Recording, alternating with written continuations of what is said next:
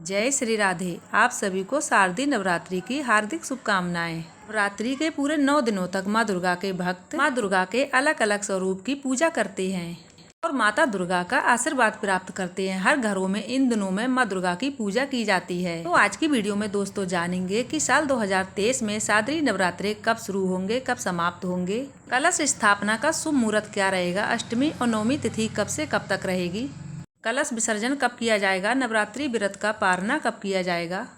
साथ ही आप जानेंगे शुभ मुहूर्त के बारे में और इस बार माता दुर्गा का वाहन क्या रहेगा।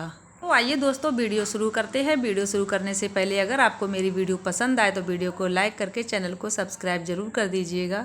साथ ही बेल आइकन को भी प्रेस कर दीजिएगा, जिससे कि मैं कोई भी नई वीडियो अपलोड करूंगी उसका नोटिफिकेशन आप लोगों तक पहुंचेगा। साल 2023 में शारदीय नवरात्रि प्रारंभ होंगे 15 अक्टूबर रविवार से और समाप्त होंगे 23 अक्टूबर सोमवार को। कलश स्थापना का शुभ मुहूर्त रहेगा 15 अक्टूबर 2023 रविवार को सुबह 6:28 से दोपहर 12:35 तक।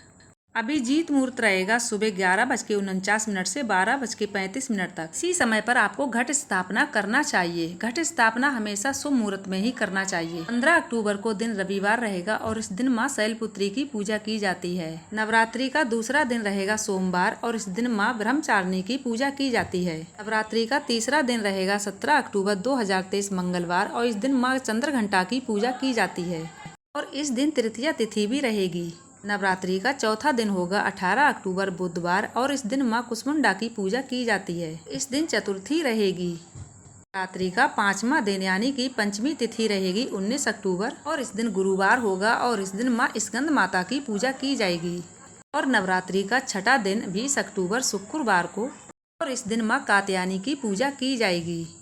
नवरात्रि का 7वां दिन सप्तमी तिथि रहेगी 21 अक्टूबर शनिवार को और इस दिन माँ कालरात्रि की पूजा की जाएगी।